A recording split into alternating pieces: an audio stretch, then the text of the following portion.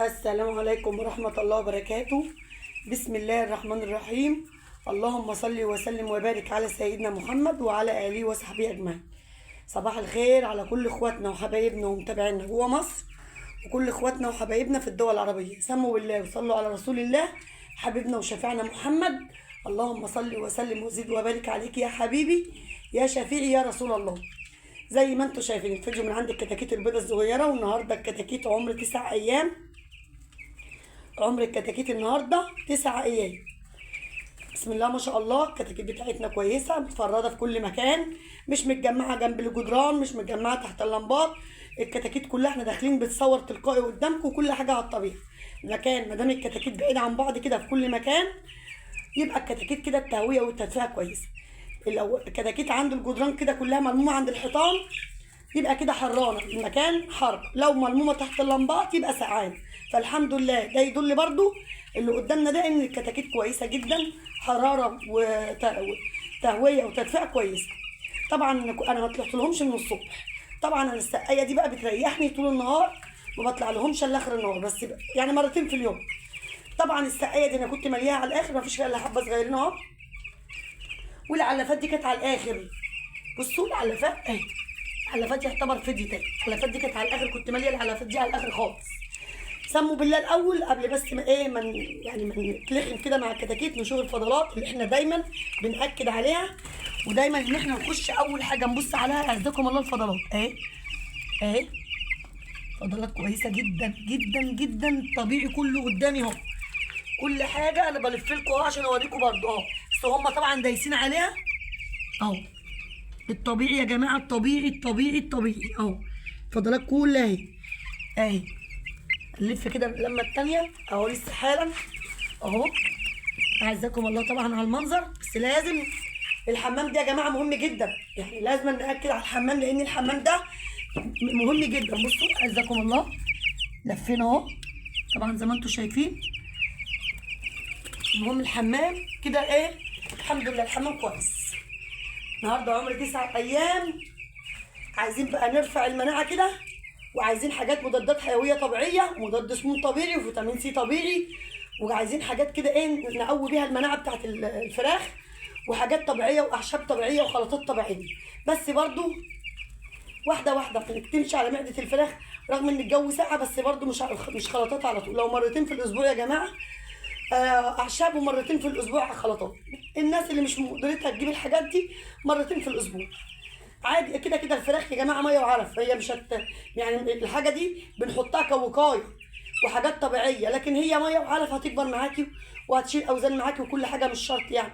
بس احنا بنحط الحاجات دي بتخلي طعم الفراخ كويس، الخلطات، وبترفع المناعه في نفس الوقت. الاعشاب برضو حاجات طبيعيه لا غنى عنها.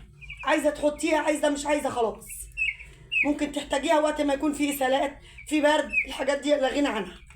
المهم سموا بالله وصلوا على رسول الله. هنشيل بس السقايه دي ونشيل الحلافتين دول، وزي ما عملت الصبح بشيل، وطبق الجير وقشره نشاره. طبق الجير وقشره نشاره. عايزه اقول لكم ان انا اوريكم الفيديو اللي مشي. فردت الشجره الثانيه بتاعه النشاره، وعايزه اقول لكم الشكرتين اللي انا دايما بوريهم لكم زي ما هم محلاقه بيهم، وكنت بجيب شكاره علف والله العظيم. وسبحان الله هي النشاره متوفره لي من دول، فانا بقول فرصه. يعني انا خلصت شكاره وحطيت شكاره، هم الاثنين اللي انا جبتهم، ووريكم الاثنين التانيين اللي انا محلقه بيهم دول. رحت وانا بجيب شكاره علف، رحت جايبه شكارتين كمان اهو. فرصه، لان انا لما بشوفها قدامي فرصه بجيب شكارتين بشكارتين، مش هيخسروا يا جماعه. والله شكارتين فيديو، واحده واقعه تحت وواحده على السلم اهي. وادي الاثنين اهم اللي انا لسه شارياهم مع شكاره العلف. كنت بجيب شكاره علف للفراخ البيضاء الكبيره، ولقيت قدامي رحت شايله اثنين، قلت مش هيخسروا، والاثنين التانيين اللي انا محلقه بيهم. فالحاجه يا جماعه ما دام قدامك هاتيها، ما دام قدامك هاتيها. الحاجه دي لا غنى عنها، والجو ساقع والكتاكيت عايزه دفى. اول حتى على الاقل 15 20 يوم وعقبال ما الكتاكيت تريش، عايزه دفى. المهم نسمي بالله ونصلي على رسول الله. وطبعا الجير اهو هنعقم المكان بجير، ونحط شويه نشاره.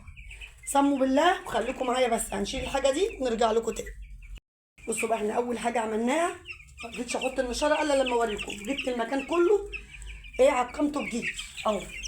جبت المكان كله يا جماعه من بعيد اهو، عقمته بجير. هنحط بقى النشاره ونرجع لكم تاني زي ما انتم شايفين. عايزه اقول لكم ان انا بعمله دلوقتي، بعمله الصبح. بعمله مرتين في اليوم. اللي انا بعمله حاليا قدامكم دلوقتي هو اللي انا بعمله الصبح.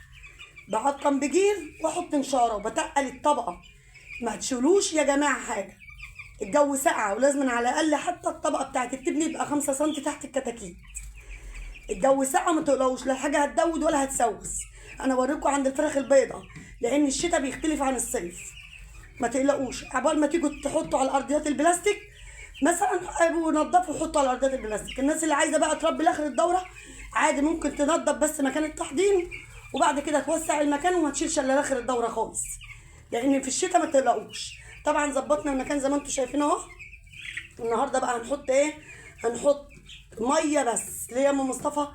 ميه بس، مش هحط الا ميه بس على الميه نضيفه. لان انا كنت الصبح خالص حاطه لهم ميه على عسل على بتاع دي، اللهم صل على النبي، على خل. السقايه اللي انا شايلها دي والله لسه ما غيرتها حتى. بصوا حتى غامقه شويه ازاي. كنت حاطه ايه؟ على عسل على خل. فانا هحط النهارده ميه بس معايا خلطه بقى من العيار التقيل، عامله منها للكتاكيت البيضاء وعامله منها للفراخ الكبيره. يعني الكتاكيت البيضاء الصغيره دي الخلطه دي معموله للكتاكيت البيضاء دي والفراخ البيضاء الكبيره من الدرجه الاولى، فيها كل المكونات اللي انت عايزاها. سموا بالله وصلوا على رسول الله وتعالوا نشوف الخلطه بتاعتنا النهارده عباره عن ايه. بصوا بقى الخلطه بتاعتنا النهارده عباره عن ايه. اللهم صل عليك يا نبي. اهي توم وبصل وليمون وبنجر وخل.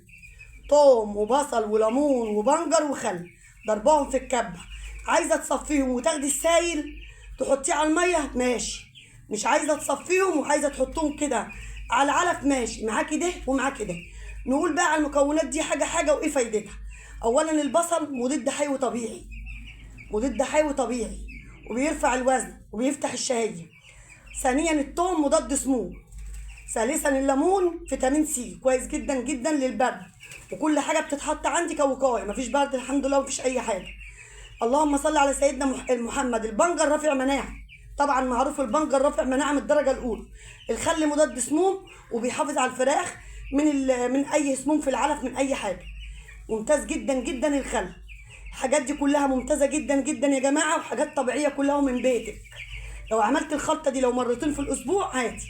طب ما عندناش بنجر يا ام مصطفى عادي، انا كنت جايبه نص كيلو وركناه خدت منه 2. ما عندكيش بنجر مش هتقول لا.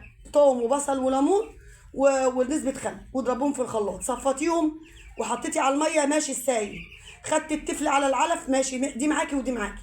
بس ما تستغنيش عن الخلطه دي، ممتازه جدا جدا جدا وكويسه طبعا في فتح الشهيه وفي رفع الوزن وضد سموم طبيعي ورافع مناعه. ممتازه جدا. طول عمري كنت بعملها للفراخ. لو مرتين في الاسبوع اعمليها، مرتين 2 حتى ما تكتريش. هي لو كل يوم مش مضره. انا برضو بس انا بس يعني بقلل التكلفه عليا وعلى غيري. يعني اصل بصلتين مش هتكلفك حاجه. وراس توم انا جبت راس توم فيها يجي 7 8 فصوص توم. طبعا الخلطه دي مش كلها زي ما قلت لكم هحطها للكتاكيت. هحط الكتاكيت دي البيضه والفراخ البيضه الكبيره.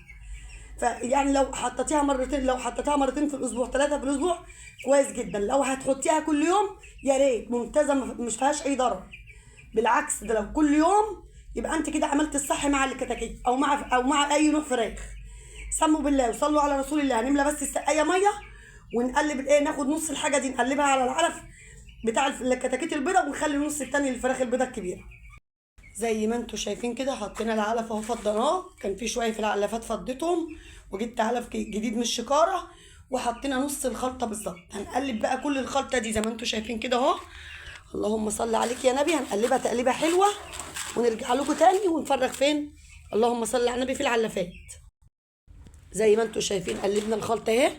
بصوا يا جماعه، والخلطه مش مدعجنه ولا الكلام ده، مفلفله. بصوا الخلطه، بصوا ايدي، بصوا ايدي مفيهاش اي حاجه اهي، رغم ان احنا ما صفناش السائل والخلطه مفرفطه اهي. بصوا اهي، ولا مدعجنه ولا فيها اي حاجه. خلطه بسم الله ما شاء الله اهي. بصوا ايدي مفيهاش اي حاجه اهي. الخلطه مفرفطه كده وجميله اهي، ولا فيها مدعجنه ولا فيها اي حاجه، رغم ان زي ما قلت لكم ما خدتش السائل ولا حاجه، هي منها فيها. الخلطه دي بقى عايزه تعملها في الشتاء صيف ليل نهار ماشي. في الصيف ما بتتعملش بالنهار خالص، الجو بيبقى حر والبصل يا جماعه بيحرر الفرخ وبيسخن جسم الفرخ. ففي الصيف ممكن تعمليها بالليل بس بكميه بسيطه مش كتير، يا دوبك يخلصوها في 8 ساعات. في الصيف، لكن الشتاء حد هيقول لي نعملها في انهي وقت؟ نهار ليل زي ما انت عايزه. الشتاء بتتعمل في اي وقت، الجو بيبقى ساقع ومش هتاثر على حاجه ايه، مش هتاثر في الفراخ على حاجه، بالعكس ده بتدفي الفراخ وبتخلي الفرخ ياكل ويسحب في الاكل. اي خليكم بقى معايا، هنفرغ في العلافات ونرجع لكم. اللهم صل عليك يا نبي. بصوا بقى احنا حطينا الخلطه اهي، بسم الله ما شاء الله، ملينا العلافات على الاخر. الليل طويل وانا كترت علشان كده، الليل طويل. وبعدين الخلطه دي بسم الله ما شاء الله ال 50 فرخه يا جماعه، يعني يعني حلوه مظبوط، مش كتير عشان الناس هتقول لي ده كتير، لا مش كتير. انا يطلع النهار باجي بلاقي ميه بسيطه خالص وبلاقي العلف واكلين. الليل الشتاء طويل والفرخ بياكله، وبيحب الفرخ ياكل ويدفى. الاكل في الصيف الفرخ بياكل اكتر ما بيشرب ميه. في الشتاء الفرخ بياكل اكتر ما بيشرب ميه، عكس الصيف. الفرخ في الصيف ما بياكلش، بيشرب ميه اكتر من الاكل. بصوا خلطه بسم الله ما شاء الله اهي، الفراخ بدات تاكل اهي، والميه حطيناها وظبطنا المكان قدامكم وكل حاجه قدامكم. يلا يا حبايبي، ده الفيديو بتاعنا بقى كان النهارده. يا رب الفيديو يكون عجبكم ونرضاكم. بس بالله عليكم اللي شاهد الفيديو حط لنا اللايك فضلا وليس امرا، نبقى جزاكم الله كل خير. اشوفكم على خير واشوفكم في فيديو جديد، والسلام عليكم ورحمه الله وبركاته.